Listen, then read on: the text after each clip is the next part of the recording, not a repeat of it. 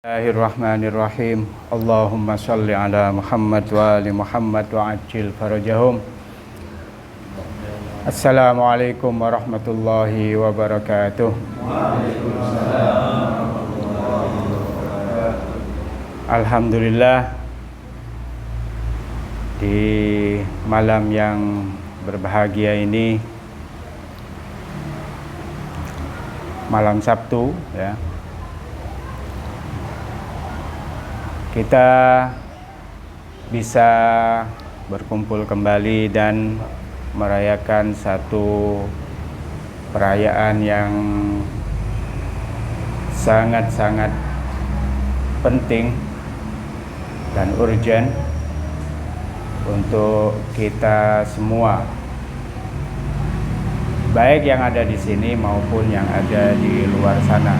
Tapi yang jelas, ingat pun akan hari ini, bahwa hari ini adalah hari wiladah dari salah seorang a'immah, yaitu salah seorang pemimpin agama kita. Insyaallah dia akan mendapatkan berkah dan hal-hal baik lainnya, hal-hal positif lainnya yang akan diturunkan oleh Allah Subhanahu wa ta'ala untuk dunia maupun untuk akhiratnya. Nah, ada sebuah hadis ya, dan hadis ini anak kira bisa kita turunkan kepada semua a'immah, bahwa wiladahnya mereka itu dinanti-nantikan di setiap zaman. Keberadaannya mereka itu selalu dinantikan di setiap zaman. Ya, selalu dinantikan. Imam Ali Ridho, antum tahu sendiri, ayah dari Al-Imam Muhammad Jawad ini, itu juga menantikan wiladah dari putra beliau sebagai penerus panji keimamahan setelah nubuwah yang jelas. Di sini ada sebuah hadis yang bilang, Basyaran Nabi sallallahu alaihi wa alihi wasallam wa qala, Nabi ngasih sebuah berita gembira. Antum bayangkan, wiladah itu adalah sebuah berita gembira, bukan sebuah penantian akan seorang bayi yang hanya turun begitu aja dari dunia rahim ke dunia yang fana ini, enggak. Tetapi wiladah para a'immah itu adalah sebuah basyar, sebuah busyra, ataupun sebuah berita yang sangat-sangat membahagiakan bagi setiap orang. Basyaran Nabi sallallahu alaihi wa alihi wasallam wa qala wa innallahi, ini sabdanya Nabi, wa innallaha azza wa jal rakkaba fi solbihi nutfatan mubarakah tayyibatan zakiyah mardiyah, bahwa Allah Subhanahu wa ta'ala membuat rakkabah ya, fi solbin Nabi, dalam sulbinya Nabi sallallahu alaihi wa alihi wasallam, nutfatan mubarakah, sebuah nutfah, sebuah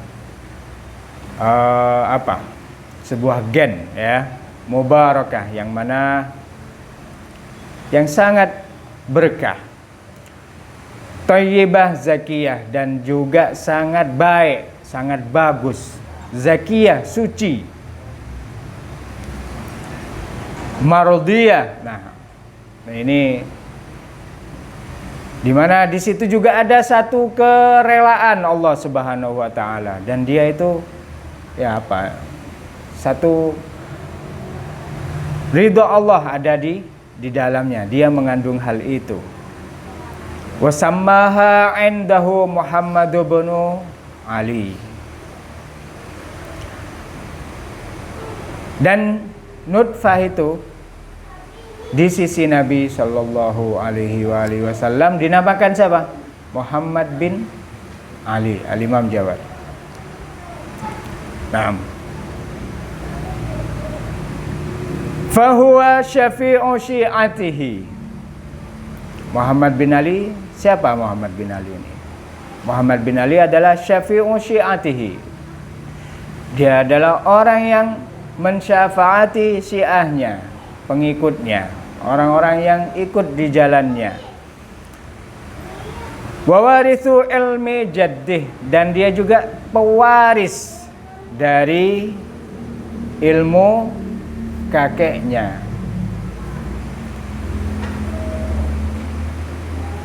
Lahu alamatun bayyinah, dan dia juga memiliki bukti-bukti, satu alamat, satu tanda-tanda yang sangat jelas bahwa dia adalah seorang syafi', dia adalah seorang pemimpin, dia adalah seorang pemberi syafaat untuk umatnya. Wa hujjatun dhahirah, dan dia juga punya apa? Hujjah yang zahir. Secara zahir maupun secara batin juga dimiliki oleh Al-Imam Muhammad Al-Jawad. Idza wulida yaqul la ilaha illallah Muhammadur Rasulullah. Dan jika dia sudah dilahirkan, dia akan bilang, dia akan bersabda la ilaha illallah, dia akan bersyahadah la ilaha illallah Muhammadar Rasulullah. La ilaha illallah Muhammadur Rasulullah wa yaqul fi du'aihi, dan dia juga akan berdoa, memiliki doa sendiri Al-Imam Muhammad Al-Jawad ini. Ya man la syabihalahu, syabihalahu. Wahai ya Allah. Naam. Ya man la syabihalah, la syabiha lahu. Wahai zat yang tidak ada serupa dengannya. Wala mithal, dan tidak ada juga hal yang serupa. Syabih wala mithal ini hampir sama ya. Antallahu la ilaha illa an. Engkaulah Tuhan dan tidak ada Tuhan selainmu. Antallah, engkaulah Allah Subhanahu wa taala. Engkaulah Tuhan yang maha tinggi. La ilaha illa an, dan tidak ada ma'bud, tidak ada Tuhan selain selain Anda, selain Engkau ya Allah. Wala khaliqa illa ant, dan tidak ada juga seorang pencipta, sesuatu pencipta, satu pencipta kecuali dirimu. Tufnil makhlukin wa tubki, engkaulah yang maha memfana, menghilangkan, menghapus apa semuanya. Al makhlukin, mencabut makhluk, semua makhluk. Wa tubki, dan engkau juga yang mengekalkan. Engkau juga yang mengekalkan. Anta halimta biman asak, dan engkau adalah maha rahmat, maha hilm, maha kasih. Amman asak, bahkan kepada orang yang bermaksiat kepadamu, dia juga maha hilm, maha kasih dia. Allah Subhanahu wa taala. Wa fil maghfirati ridaq, dan dalam tubuh maghfirah, dalam zat maghfirah, dalam zat pengampunan, di sana ada ridhamu. Ini adalah doanya Muhammad Al-Jawad. Man da'a bihadzal du'a, an-nabi, meneruskan Nabi sallallahu alaihi wa alihi wasallam, man da'a bihadzal du'a, barang siapa yang berdoa bihadzal du'a, dengan doa ini, kana Muhammad bin Ali syafi'ahu yaumal qiyamah, maka apa? Maka Muhammad bin Ali akan menjadi syafi'nya, akan menjadi orang yang mensyafaati dia. Kapan? Yaumal qiyamah. Naam. Ini adalah satu penggalan dari hadis An-Nabi. Antum bisa lihat di Biharul Anwar juz 36 halaman 207. Ya tergantung ya nanti ya, kalau antum lihat sendiri tergantung cetakan keberapa. Tapi yang jelas ini adalah satu hadis yang tertulis di Biharul Anwar. Nah, tapi ya sebagaimana para a'imah yang lain, Al-Imam Muhammad Al-Jawad gak serta-merta beliau lahir terus dihormatin sama orang. Gak serta-merta beliau lahir meskipun orang-orang tahu nasabnya beliau itu siapa, gak langsung diakui sama orang dan lain sebagainya. Dan banyak riwayat, dan kalau kita lihat sendiri tentang cerita Al-Imam Muhammad Al-Jawad ini, beliau mengalami 3 fatrah, 3 penggalan zaman dia, 3 tahapan dari hidup beliau alaihissalam. Yang pertama, waktu beliau masih berada di samping ayah beliau, dan itu kira-kira ada 7 tahunan. Yang kedua, tahapan keduanya beliau ketika menghadapi Ma'mun. Dan yang ketiganya ketika beliau juga menghabiskan hari-harinya di periode adik dari Ma'mun, yaitu Mu'tasam. Nah, dari sini kita lihat bahwa kalau dilihat dari fatrah pertama, yaitu tahapan pertama dari kehidupan beliau alaihissalam, kita bilang tadi bahwa beliau mengalami masa ayahandanya selama 7 tahun, yaitu dia hanya berumur 7 tahun. Dia hanya umur 7 tahun. Jadi beliau ini ya menjadi imam itu di umur 7 tahun. Ini adalah masalah, ya masalah memang. Gak rahat masalahnya, satu masalah yang berat. Beliau harus mengisbatkan ya, kalau beliau dinamakan sebagai seorang imam, beliau juga memiliki sebagaimana yang ada dalam hadis ini, hujjah zahirah sama yang alamah bayyinah tadi. Ya kan? Nah, banyak riwayat juga dari segi face beliau ini gak terlalu rupawan, biasa. Ada riwayat bahkan ada banyak orang yang menanyakan nasabnya dia, ini apakah dari nasabnya dari Ar-Rasul Shallallahu Alaihi Wasallam, keluarga. Dari nasab keluarga banyak menanyakan. Bahkan mereka pergi ke ahli nasab ada. Jadi kalau ahli nasab sekarang itu banyak yang pertanyakan, jangan kita jangan kita heran, udah ada.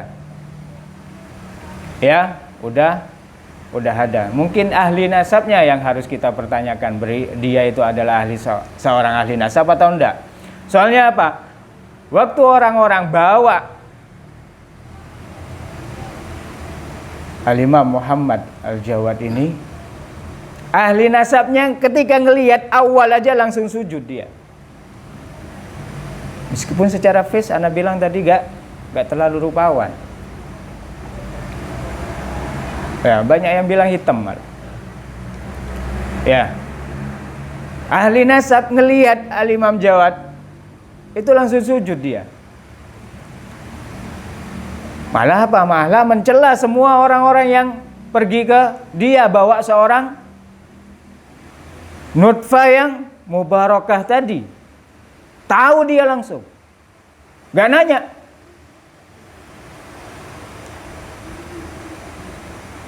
Gak nanya. Ahli nasabnya lain berarti ya kan dari sekarang. Makanya yang perlu dipertanyakan itu. Tapi ana gak mau bahas itu. Ini bukan bahas tentang hal-hal seperti itu. Nah, ya, ketika beliau alaihissalam berumur 7 tahun, banyak juga hal-hal yang itu. Nah, salah satu sisinya yaitu tentang nasab itu. Nah, orang yang cuma ngelihat face. Tapi dari satu sisi lain yang dipertanyakan adalah umur beliau. Yang dipertanyakan oleh orang-orang di waktu itu juga adalah umur beliau. Mempermasalahkan, iya, siapa mempermasalahkan? Bukan hanya Al-Mu'tasam ataupun Ma'mun waktu itu. Ulama pun mempertanyakan dia. Apakah beliau itu adalah orang yang layak atau enggak? Dari segi umurnya. Dari segi umurnya. Nah, oleh karena itu ini adalah hal yang paling penting yang harus kita bahas di sini. Kita baca lagi riwayat yang pernah ana sampaikan di sini. Di sini di jalsa yang penuh berkah ini sebelumnya, tentang waktu kita bahas tentang Al-Imam Ridha alaihissalam, ayahanda beliau alaihimassalam. Nah, ana bacakan. Kalau kita tahu, ya kan, kita jangan hanya fokus sama face tadi, ya, dan jangan hanya fokus sama kedudukan tadi. Ya, jangan kita lihat face ataupun jangan kita lihat tentang sin atau umur tadi. Itu adalah hal-hal yang nggak berlaku dalam nubuwah itu. Contohnya apa? Nabi Isa kef. Dalam Al-Quran kita lihat sejarahnya Nabi Isa kef. Waktu kecil aja dia udah apa? Waktu dalam gendongan beliau sudah bisa bicara, bahkan mengisbatkan atau mendalilkan bahwa beliau itu adalah seorang nabi, kef dengan imam. Nah, ada satu penggalan hadis. Ya, ada satu penggalan hadis. Bahwasanya Allah Subhanahu wa taala menetapkan atau membuktikan keimamahan seseorang itu sama dengan nubuwah. Itu adalah satu penggalan hadis yang salah satunya harus kita garis bawahi, ya. Pengisbatan atau hujjah atau bukti atau pendalilan keimamahan itu sama dengan nubuwah. Antum kalau lihat buku akidah kan begitu semua. Nubuwah dengan imamah itu kalau di kita kan nggak dibedakan. Bukti-buktinya ya udah kaidah al-lutf umpamanya itu adalah salah satu kaidah yang menetapkan akan pentingnya atau tuntutan akan adanya sebuah kenabian. Itu juga kaidah lutf juga kita bisa gunakan untuk mengisbatkan atau mendalilkan atau membuktikan kewajiban akan adanya imamah. Sama satu kaidah lutf. Antum bisa lihat di kaidah lutf. Ana gak bahas kaidah lutfnya. Yang jelas bukti tentang kenubuwah, tentang kenabian seseorang itu bisa kita pakai dalam pengisbatan sebuah imamah. Salah satu hal, ya, itu di hadis yang lain. Salah satu hal yang ditekankan dalam hadis atau sabda dari Al-Imam Ridha alaihissalam itu tentang kedudukan itu sendiri. tentang kedudukan imamah itu sendiri. Kef. Dan ini juga adalah satu hal yang menjadi titik penting bahwa ketika orang nggak tahu tentang imamah itu apa, kef kita bermusyawarah terus menunjukkan bahwa kita jadikan ini aja secara kesepakatan dia adalah seorang pemimpin. Nah, imamah aja gak diketahui kedudukannya kayak apa, tetapi tiba-tiba kita bermusyawarah dan bilang bahwa si A adalah seorang pemimpin. Nah, qala al-Imam Ar-Ridha alaihi salam, hal ta'rifuna qadral imamah? Apakah kalian mengetahui kadarnya imamah itu kayak apa? Kedudukannya imamah itu kayak apa? Wa mahalluha minal ummah, dan tempatnya dia, kursinya dia, kursi imamah itu di tengah-tengah umat. Tahu ndak? Ada yang tahu ndak? Ini pertanyaannya Al-Imam Ridha alaihissalam pada orang waktu itu, pada orang-orang waktu itu, kepada ulama waktu itu. Hal ta'rifuna qadral imamah. Ta'rifun kata jamak lah ya. Antum ya. Ta'rifun apa? Banyak, berarti ada banyak di depannya beliau alaihissalam. Hal ta'rifuna qadral imamah wa mahalluha minal ummah. Tahu ndak? Ya. Fayajuzu fiha ikhtiyarahum. Kemudian apa?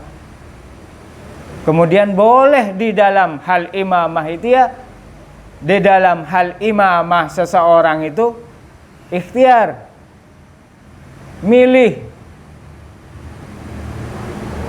Kita jadikan ini aja udah, musyawarah, kesepakatan, kita jadikan ini aja udah sebagai seorang khalifah ataupun seorang imam. Bisa apa enggak? Yang ditanyakan oleh Al-Imam Ali Ar-Ridha alaihissalam itu bukan tentang bisa ndaknya itu ya. Bisa ndaknya itu adalah efek dari sebuah pengetahuan tentang qadrul imamah.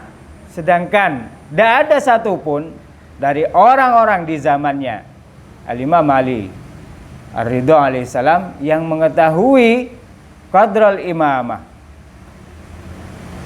Sehingga beliau menantang ini semuanya. Hal ta'rifuna qadral imamah. Ya. Habis itu didefinisikan sama Imam Ali Ar-Ridha. Enggak tahu, enggak jawab. Ya udah ana jawab sendiri. Annal imamata ajallu qadran. Bahwa imamah itu adalah ajal, paling tingginya qadron. Ya, paling tingginya sebuah kedudukan, sebuah kadar. Kalau kadar dia itu paling berat ataupun hal-hal yang lainnya. Wa a'dhamu sya'nan. Dan itu adalah satu hal, satu perihal, satu urusan yang sangat agung. Wa a'la makanan, dan kalau kita umpamakan sebagai kursi, tempat ataupun yang lainnya, itu adalah kursi yang paling tinggi. Tapi paling tingginya itu menurut siapa? Pertanyaannya, paling tingginya menurut siapa? Min an yablughahan nasu biuqulihim, dari otaknya orang-orang untuk memahami hal itu. Iya kan? Jadi Imam Ali Ar-Ridha udah bilang bahwa antum punya ukul itu gak mungkin nyampe untuk memahami imamah itu apa. Ajallu qadran wa a'dhamu sya'nan wa a'la makanan min. Kita bilang dia itu adalah lebih tinggi dari apa? Dari untuk sampai kita orang memahami apa itu al-imamah. Antum pikir gak mungkin nyampe, kecuali anak hidayahi bahwa imamah itu kayak gini dan lain sebagaimana yang ada dalam hadis. Aw yanalunaha bi'araihim, atau dipahami dengan pendapat-pendapat pribadinya mereka. Fayuqimunaha bikhtiyarihim, sehingga apa? Ketika ana pahami tentang imamah, maka dengan pemahaman ana tunjuk dia sebagai seorang imam umpamanya. Gak bisa.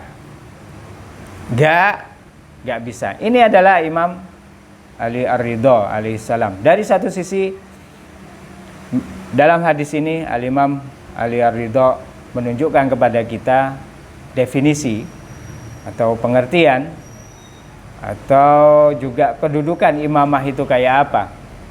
Tapi dari sisi yang lain, hal ini juga bisa kita jadikan bukti, kita jadikan pondasi yang diusahakan oleh Al-Imam Ali Ar-Ridha untuk menetapkan keimamahan putra beliau yang di saat itu masih kecil.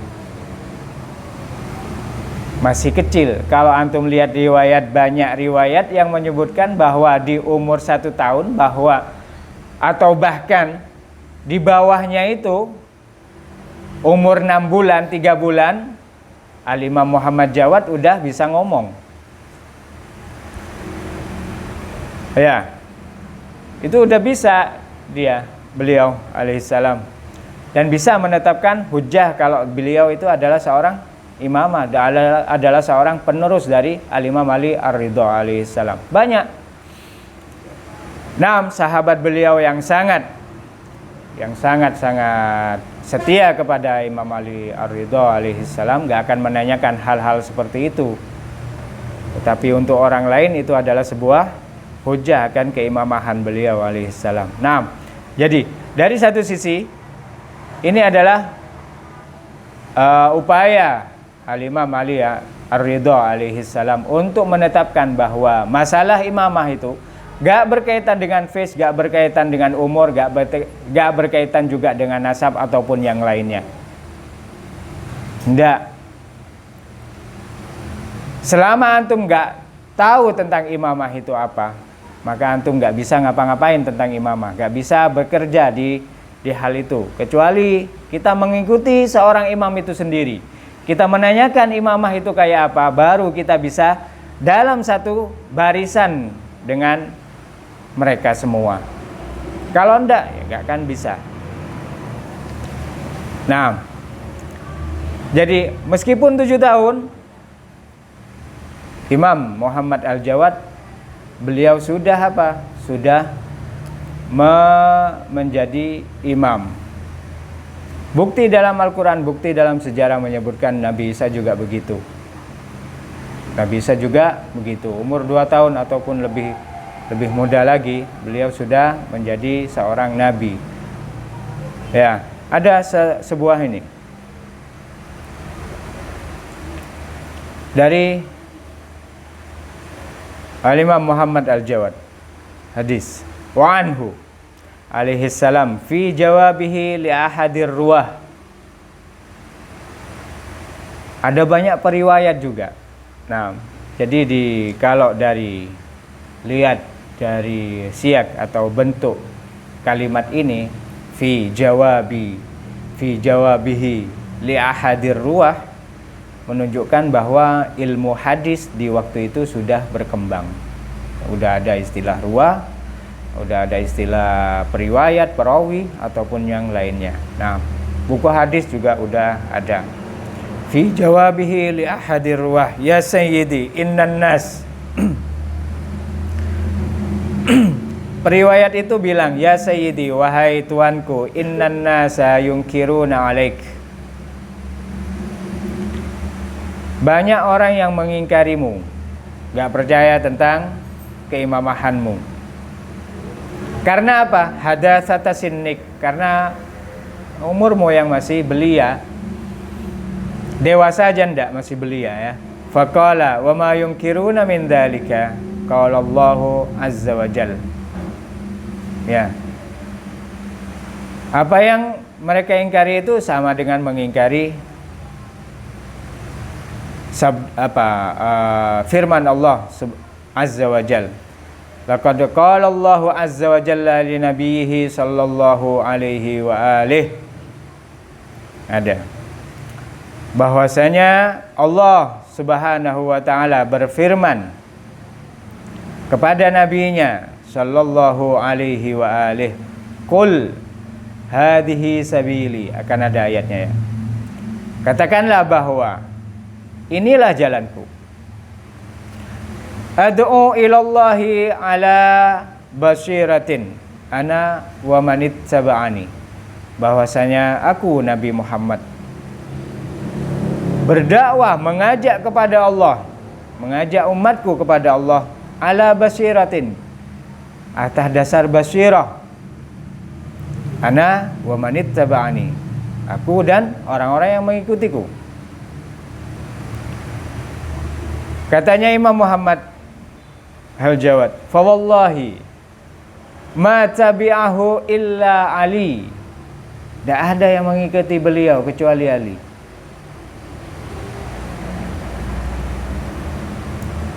Fa wallahi ma tabi'ahu illa Ali alaihi salam walahu tis'a sinin. Tidak ada yang percaya kepada Nabi Muhammad. Yang percaya cuma siapa? Cuma Imam Ali alaihi salam. Di saat beliau umurnya berapa waktu itu? Beliau percaya kepada Nabi Muhammad. Walahu tis'a sinin. Beliau masih umur 7 tahun. Wa ana, sedangkan aku sekarang ini ibnu tis'a sinin. Sedangkan aku sekarang ini juga adalah orang yang, seorang pemuda, seorang anak yang berumur 7 tahun. Sama-sama 7 tahun. Nah, dan banyak hal yang lainnya seperti wa atainahul hukma sobiyya, itu tentang Nabi Isa. Ada juga ini salah satu ayat ya tentang Nabi Isa itu. Ada juga yang mengatakan arba'ina sana, ada juga kenabian yang turun di waktu sobiyya, waktu kecil, dan ada juga yang turun di saat arba'ina sana, di waktu umur 40 tahun, sebagaimana Nabi kita Muhammad sallallahu alaihi wasallam. Shalawat.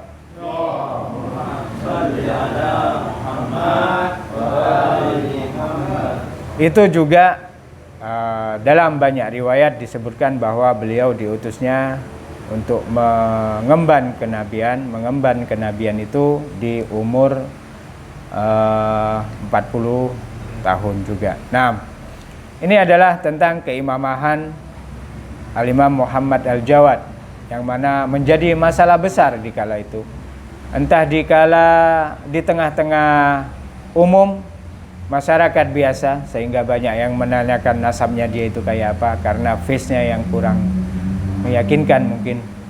Dan juga kalau diantara para ulama itu masalah terbesarnya adalah masalah tentang umurnya beliau yang masih sangat kecil, atau bisa kita bilang anak-anak. Tapi semua hal itu sebagaimana yang sudah kita bahas tadi, bahwa Al-Imam Ridha alaihissalam membuktikan bahwa ketika ketika kita semua tidak mengetahui kadar dari imamah itu apa, definisi yang jelas, bukan kesepakatan ya, bukan kesepakatan, definisi yang jelas dari imamah itu apa, maka di saat itu pula kita tidak bisa mendirikan atau membangun imamah itu hanya dengan sebuah persepsi, hanya dengan sebuah landasan kesepakatan, ataupun dia adalah orang yang lebih tua dari kita ataupun yang lainnya.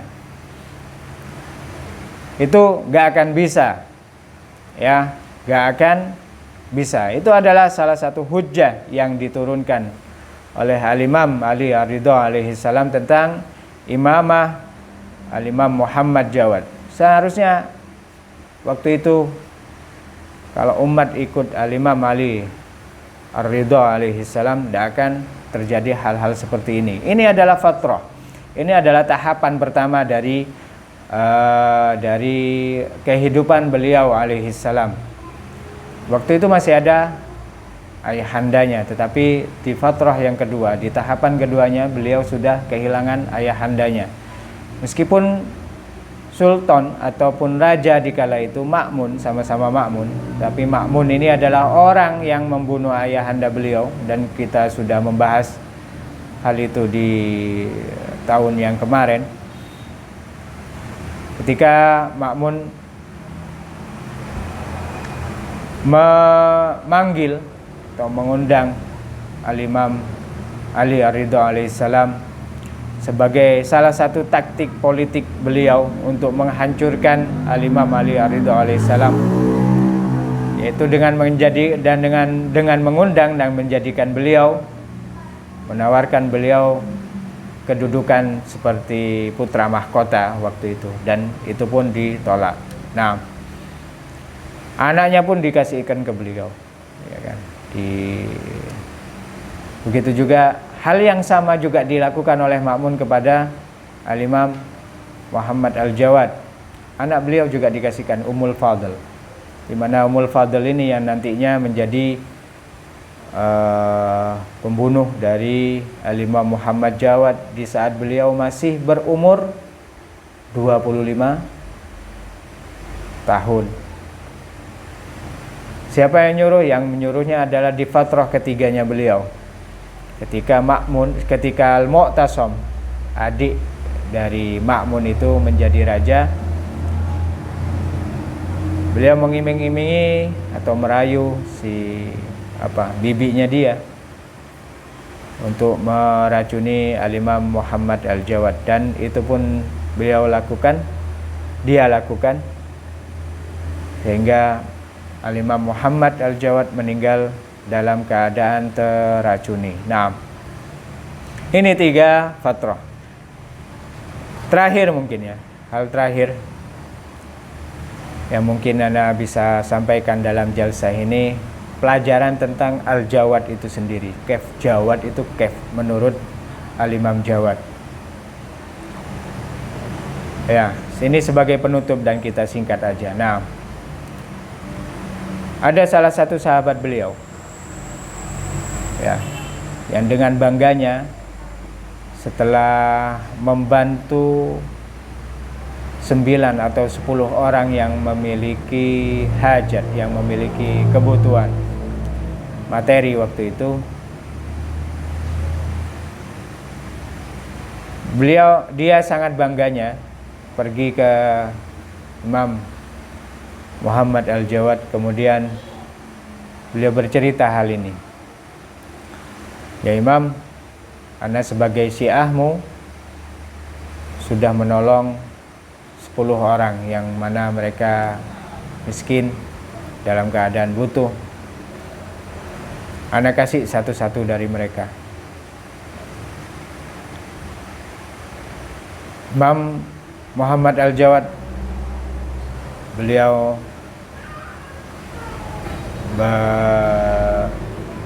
menjawab, ya, tapi jangan rusak pahalanya dengan perbuatanmu. Bingung ini sahabat. Kef ana udah melakukan hal itu, Pak. Ana juga agak ngejek mereka. Kan kalau dalam ayat itu kan, antum ketika udah memberikan sesuatu, membantu sesuatu kepada orang lain, antum jangan rusak itu manna wala adha, dengan ejekan atau dengan hal-hal yang menyakiti orang yang kita kasih. Karena itu akan menghapus semua pahala apapun yang kita kasih, berapapun itu. Berapapun itu. Untuk menyakiti orang yang dikasih, orang miskin itu dengan lisan antum ataupun dengan hal-hal yang lainnya, yang terpenting adalah lisannya, jangan sampai menyakiti lisannya itu. Itu ada ayat yang bilang bahwa semua pahalanya ana akan hapus. Allah Subhanahu wa taala firman-Nya begitu. Imam Muhammad Jawad bilangnya, ente jangan hapus dengan perbuatan ente. Ada apa? Ana gak ngapa-ngapain waktu itu. Ana cuma ngasih, habis itu ana pergi. Ana gak ngejek mereka, ana gak menghina mereka, ana juga gak mengeluarkan hal-hal yang menyakiti hatinya mereka. Enggak. Apa yang ana yang ana sakiti dari mereka? Ana gak manna wala ada. Alman wala ada. Ana gak nyakiti mereka. Secuil pun ana gak nyakiti mereka.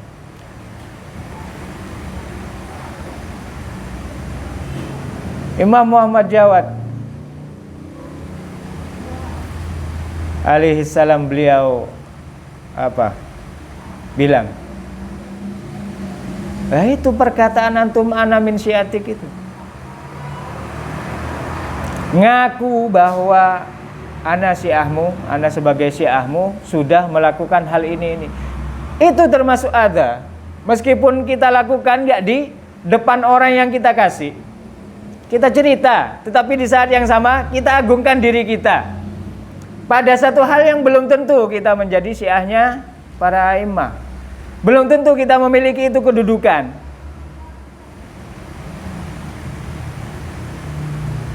Baik itu kan kedudukan, nilai kan. Antum bilang ana udah berbuat baik aja untung-untungan. Meskipun hal itu gak di depannya orang yang kita kasih. Gak di depannya orang yang kita sodakohi.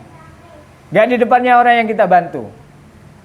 Nah ini ceritanya di depannya Al-Imam Muhammad Al-Jawad. Akhlaknya beliau antum lihat. Nah itu pernyataan bahwa Anda sebagai syiahmu itu yang pengagungan diri itu yang menyebabkan pahalamu akan hancur. Ya kan?